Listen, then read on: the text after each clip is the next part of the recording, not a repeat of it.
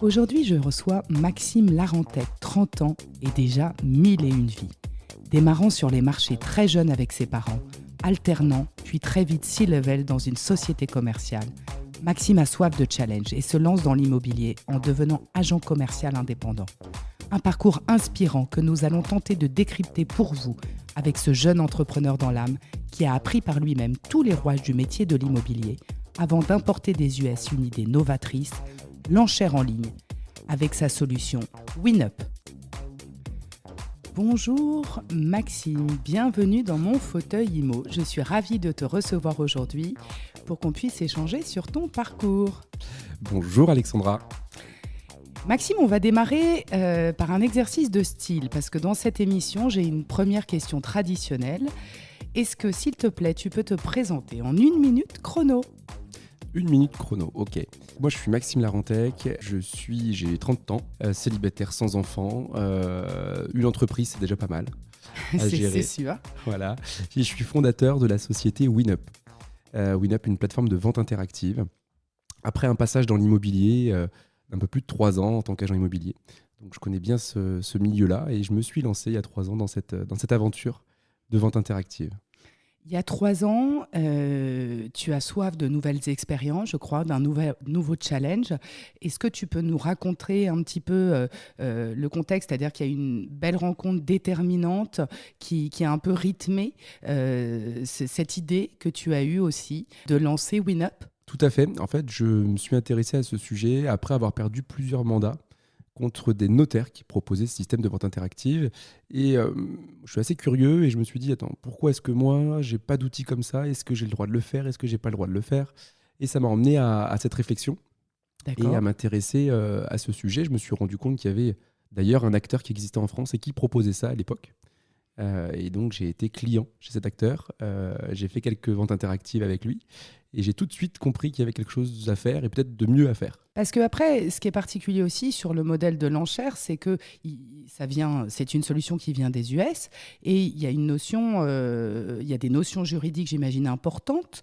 Et il faut pouvoir l'adapter en fait au droit français.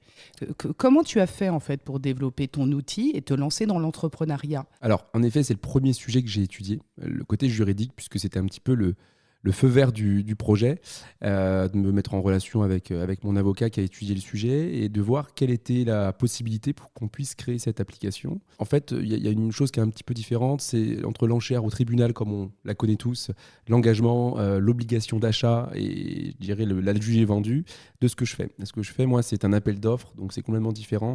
On capte des acquéreurs, on capte des offres et ensuite on les propose à son vendeur. Mais il n'y a pas d'obligation d'achat.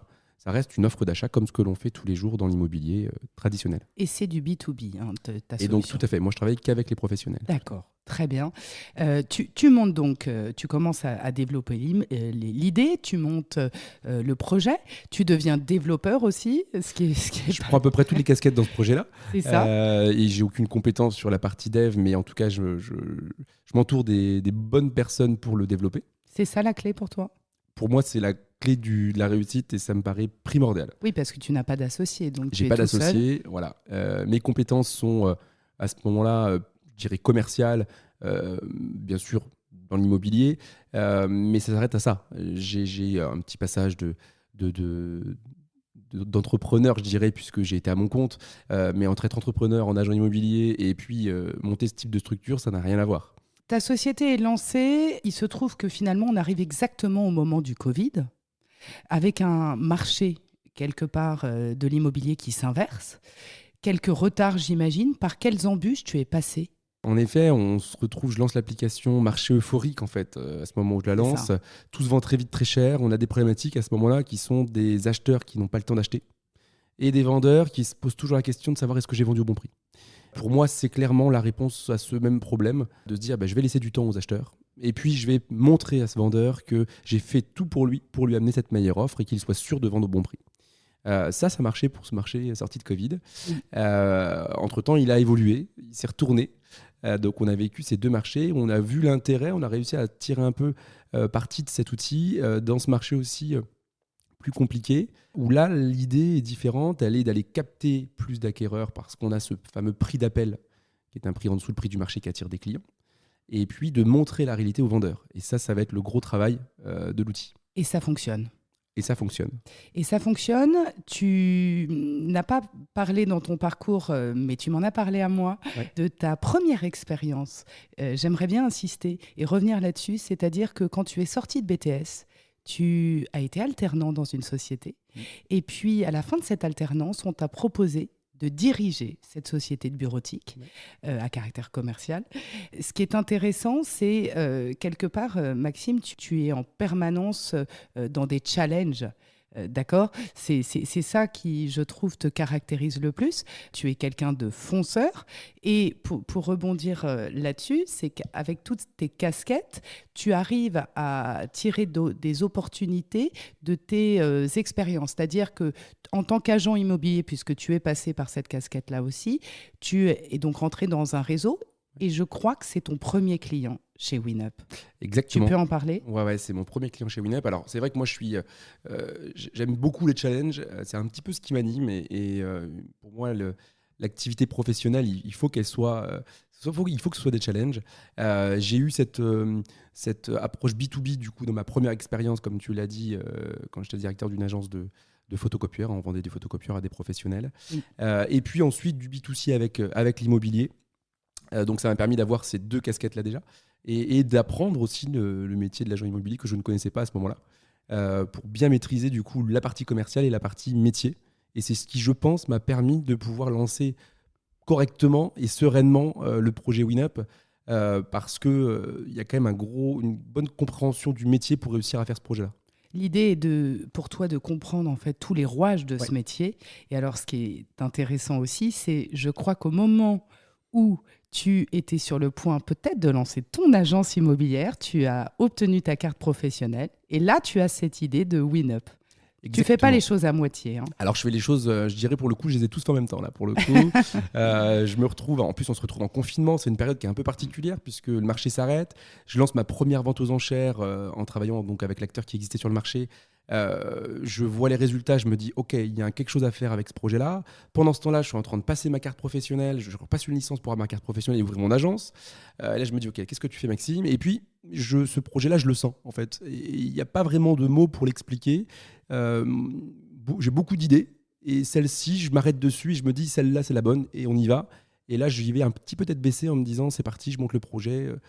Je vois les banques, etc. Et une banque te suit. Ma banque me suit, ouais. T'as eu des moments de découragement ? Alors, sur la phase de lancement du projet, non. Parce qu'on est c'est parti, on se lance, on est en train de tout créer, on se dit que ça va exploser, etc. Donc, c'est plutôt une bonne période. Le premier moment, et je dirais presque le seul, en fait, en 3 ans, c'est la fin de la première année. Où là, on a lancé le projet, on voit comment le projet et l'outil réagit sur le marché. Et on se rend compte qu'on n'a peut-être pas les retours qu'on avait espérés. Et pour moi, ça me paraissait tellement logique, cette solution. Le principe de l'enchère, ça me paraît tellement logique de confronter un produit avec des acteurs sur un marché. Bon. Et j'ai un retour qui est un peu différent des agents. Et là, je me dis, OK, est-ce qu'on est parti sur le bon projet ? Est-ce que c'est aussi lié à l'arrivée de pas mal de concurrents à ce moment-là ? Non, parce que je pense qu'au contraire, les concurrents à ce moment-là m'ont aidé dans ce marché à le démocratiser en fait. D'accord. Donc moi je suis plutôt content quand je lance l'application, on se retrouve à 3 en fait à se créer à quelques mois d'écart. Et au contraire, je me dis c'est très bien, on va être plusieurs, donc on va pouvoir lancer ensemble cette démocratisation du système de vente interactive. Donc c'est pas ça qui me perturbe, mais c'est plutôt se dire voilà, j'ai fait beaucoup d'efforts, il y a tout un projet qui a été monté, on se met des objectifs, on est plus ou moins dedans. Et là, on a cette petite baisse de régime où on se dit, bon, ok, pourquoi je me suis lancé dans cette histoire ? Et finalement, qu'est-ce qui fait que tu poursuis ? Eh ben, ce qui fait que je poursuis. Alors déjà, le petit moment de réflexion, on se dit pourquoi je me suis lancé dans l'histoire, il vous passe très rapidement, parce que globalement, on revient à la réalité avec les prêts, avec tout ce qu'on a lancé, et donc on peut plus faire marche arrière. Voilà, donc ça, c'est un premier point. Et puis, je pense que au fond de moi, j'ai la conviction qu'il y a vraiment quelque chose à faire dans ce marché-là, et que je vais essayer de le comprendre pourquoi on n'a pas le lancement que j'avais imaginé et essayer de réadapter. T'adapter en fait. Exactement. Et par rapport à ça, justement, tes partenaires, les agences immobilières, Oui. principalement, ou les réseaux d'agences immobilières. En ce moment, j'imagine que c'est pas simple pour certains partenaires. Comment tu peux faire pour t'adapter et les fidéliser? Alors, je pense que le gros du travail en ce moment, c'est l'accompagnement des agences. Parce qu'il y a beaucoup d'agents qui se sentent seuls. euh, Déjà parce que le téléphone ne sonne pas beaucoup. Donc c'est vrai qu'on se sent seul quand ça ne sonne pas. Et donc les accompagner. Et aujourd'hui, on travaille vraiment. C'est un binôme qu'on a avec l'agence, de pouvoir travailler avec eux sur les produits, ils nous expliquent un petit peu des cas concrets. Et nous, on va leur dire, bah, écoutez, dans ce cas-là, moi, je ferai comme ci, comme ci, comme ça. Et avec ça, on va voir les résultats, etc. On les accompagne du début de la prise de mandat jusqu'à, je dirais, la négociation, où on est en binôme avec eux pour les aiguiller, peut-être décaler l'enchère, peut-être revoir le prix, peut-être, voilà, Ah vraiment oui, adapter ça. la personnalisation, c'est un peu du sur-mesure. C'est clairement aujourd'hui ça. D'accord, Ouais. ok. Et justement, ton modèle à toi, je crois, a une différence. Oui. Est-ce que tu peux nous dire ce qui vraiment te différencie aujourd'hui Alors en effet, mon modèle, des autres? il a une grosse différence. Le modèle d'enchère est différent puisque ce qui se propose aujourd'hui sur le marché, ce sont plutôt des modèles avec des enchères qui durent entre une demi-heure, 1 heure, 24, 36 heures, etc. Donc les clients peuvent faire leurs offres, la salle d'enchères s'ouvre et les clients font leurs offres au fur et à mesure. Moi, j'ai fait des tests donc avant de lancer WinUp et j'ai testé sur une demi-heure, sur 1 heure, sur 24 heures. Je me suis rendu compte qu'il y avait toujours des problèmes en fait sur des durées assez longues. Et puis, je me suis dit aussi, quand tu vas chez un commissaire-priseur, c'est 1 fois, 2 fois, 3 fois. C'est à l'instant T, C'est oui, l'instant c'est ça. T, c'est l'émulation qui fait la réussite. Et donc, je pars du principe qu'on va faire ça en immobilier. Et donc, je décide de partir sur un principe où l'enchère a lieu à une date et une heure précise. Et les clients vont pouvoir faire leurs premières offres. Dès que la première offre est faite, il y a un chronomètre de 3 minutes qui se met en route. Si personne d'autre surenchérit, c'est fini. Si quelqu'un surenchérit, on repart pour 3 minutes. D'accord. Alors, quand je lance ça, dans mon entourage, et je suis entouré de pas mal d'agents immobiliers, ils disent Maxime, t'es complètement dingue. Jamais de la vie, les clients auront le temps d'acheter. Ça va pas le faire ton truc. Ils seront pas connectés. Et s'il y a un problème d'internet, et si, et si ça. Et au final, ça fait 3 ans que ça marche et ça marche bien. Au contraire, j'ai Au envie de te contraire. dire. Ouais. J'ai moi-même acheté sur enchère, Oui. figure-toi, il n'y a pas très longtemps. Et le fait d'avoir comme ça cette plage horaire assez longue, effectivement, je me suis demandé à un moment, jusqu'au dernier moment, si quelqu'un ne pouvait pas arriver. Enfin, oui, Ouais. c'est malin, bravo. En fait, je pense que vraiment la réussite d'une enchère et ce qui caractérise une enchère, alors qu'elle soit comme nous la pratique ou plus engageante au tribunal, c'est l'émulation. C'est comme ça qu'on fait monter le prix. C'est parce qu'il y a des acheteurs qui se bagarrent un petit peu, qui se tirent la bourse, si je puis dire. Et c'est tout le principe de l'enchère, à mon sens. Et alors justement, tu as, parce qu'au départ, je crois que tu as assisté à quasiment toutes les enchères pendant un certain temps, Ouais. en lançant WinUp. Est-ce que tu as une ou deux anecdotes à nous partager? Alors, c'est vrai qu'au début, c'est nouveau, on regarde toutes les enchères. Tous les soirs, dès qu'il y en a une, on est devant, on les regarde. Aujourd'hui, je prends plus le temps de les regarder parce qu'il y en a beaucoup plus. Je regarde le matin les résultats et voilà, un petit peu comme des lignes sur un tableur Excel. Et en fait, j'ai des agents qui, eux, ont des dossiers concrets avec des projets Oui. de vie. Donc, c'est vrai qu'on a une notion qui est un peu différente. En effet, j'ai plein d'histoires. Je pourrais en raconter tellement. J'ai des histoires qui sont assez marquantes. J'ai en tête, par exemple, l'histoire d'un presbytère. C'est un produit un peu atypique quand même. Tout le monde n'achète pas un presbytère à rénover. On est dans le Nord-Bretagne et le bien est mis en vente. Il y a 2 acheteurs qui s'inscrivent. Ils sont 2 sur l'enchère. L'enchère se lance et je me dis tiens, je vais la regarder celle-ci. Je commence, je suis au bureau, j'ai 2 écrans. Je regarde d'un côté l'enchère, l'autre côté je travaille. L'enchère doit démarrer à 19h. Elle se finit à 19h52 Ah oui, avec 2 acheteurs c'est un pendant ping-pong. 52 minutes. Et là, c'est exactement ça, c'est un ping-pong. C'est d'ailleurs une enchère qui évolue très bien, vous imaginez bien, parce que typiquement, le prix augmente fortement. Et en fait, toutes les 3 minutes, il y a ce côté de se dire est-ce que je l'ai, je ne l'ai pas pour l'acheteur. Ouais. Et ça doit être hyper stressant quand on est acheteur et qu'on vit ce moment-là, je pense. Donc ça, c'est une des expériences que j'ai vécues. J'ai vécu aussi d'autres expériences et j'en ai une que j'aime bien raconter. C'est un bien qui était... c'est une succession. Non, c'est un divorce, pardon. Les gens sont du coup pas d'accord sur le prix. Le bien est en vente depuis plus de 6 mois, ça se vend pas. On est sur Paris, on est à 1,6 million proposé. C'est complètement au-dessus de l'estimation. L'agent va démarrer à 1,1 million le bien. Et il y a 3 acheteurs d'inscrits sur cette enchère. Je regarde l'enchère, je vois les 3 acheteurs, puisque moi, en tant qu'administrateur, je peux voir qui est connecté en temps réel. Et je vois qu'il y a 2 acheteurs qui font le ping-pong tous les deux. Ça fait à peu près 15 minutes qu'ils jouent à 2. Le troisième, il se cache. Bon, au fur et à mesure, ça avance. Puis à un moment donné, bon, dans les deux, il y en a un qui commence à lâcher un peu prise puisqu'il n'a plus vraiment les moyens d'enchérir. Et donc, on descend, le chrono descend à 5 secondes, 3 secondes. Je dis, bon, ok, c'est fini, on est très loin de ce que le vendeur voulait. Ça va pas le faire. À 2 secondes de la fin, j'ai le troisième qui se réveille. Ah oui. Avec lui, on est remonté de 100 000 euros. Incroyable. Donc là, typiquement, c'est vraiment le principe de l'émulation qui fait ça, en fait. Et pour dire que dans une enchère, tout peut arriver. On ne sait pas ce qui va se passer à l'avance. Ça va vraiment dépendre Je pense que l'intérêt de l'enchère pour l'acheteur, c'est aussi de se rassurer, en quelque sorte. Parce que savoir qu'on est 2 ou 3 à vouloir la même maison, déjà, on se dit qu'on n'achète pas n'importe quoi. Tout à fait. Voilà des histoires, et j'en ai plein d'autres à raconter. C'est-à-dire que, en fait, finalement, à la fin de l'enchère, tout le monde est content.